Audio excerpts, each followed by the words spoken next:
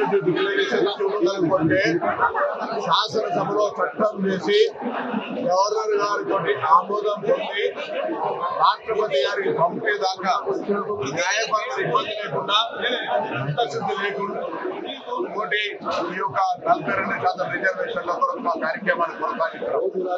ఇప్పుడు గౌరవ రాష్ట్రపతి గారు ఆమోదం పొందాల్సిన ఈ యొక్క బిల్లుపై భారతీయ జనతా పార్టీ కడుపులో కత్తులు పెట్టుకొని అలుగుపరి బలైన వర్గాలను ప్రయత్నిస్తా ఉంది. శాసనసభలో మద్దతునిచ్చి ఢిల్లీకి వెళ్ళిన తర్వాత నేను అడుగుకుంటా ఉంది ముస్లింల పేరు మీద. ఇవాళ కిషన్ రెడ్డి గారు అడుగుతున్న కేంద్ర మంత్రి మీరు తప్పులుంటే సవరించి మీరు ఈ యొక్క 42 తెలంగాణకు ఆమోదింపేసి బీసీలకు న్యాయం చేస్తున్న మీరు బలహీన వర్గాల వ్యతిరేకి రామచంద్రరావు చేసే ధర్నాలో పాల్గొని మీరు కూడా బలహీన వర్గాల వ్యతిరేకిగా మారుతా ఉన్నారు. ఇలా ఆనాడు తెలంగాణ ఉద్యమం ఏ విధంగా కొనసాగిందో ఈ రోజు బలహీన వర్గాల రిజర్వేషన్ సాధన కొరకు కూడా పార్టీల కన్నా విస్తృతంగా ఉద్యమం కొనసాగుతుంది.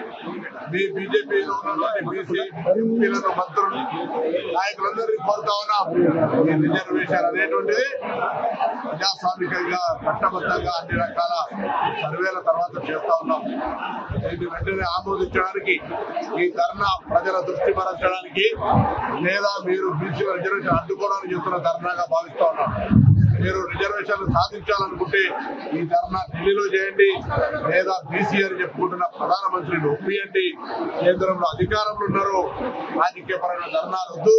నిజంగా చిత్తశుద్ధులు బీసీలకు న్యాయం చేయాలంటే ఢిల్లీ నాయకత్వం ఒత్తిడి తెమ్మని బీజేపీ నాయకత్వాన్ని డిమాండ్ చేస్తాం.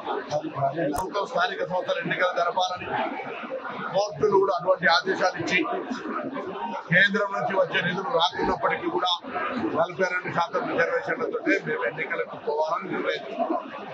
ఎటువంటి మార్పు లేదు. అందుకే భారతీయ జనతా పార్టీని డిమాండ్ చేస్తా ఉన్నాం. గవర్నర్ గారు ఆమోదింపజేసి పంపిన రాష్ట్రపతి గారి దగ్గర పెంచుకున్న బిల్లును వెంటనే ఆమోదింపజేసే బాధ్యత భారతీయ జనతా పార్టీ నాయకత్వంది, బీసీ ఎంపీ రైతులది, కిషన్ రెడ్డి గారిది, నరేంద్ర మోడీ గారి. అసలైన తొలి వెలుగు.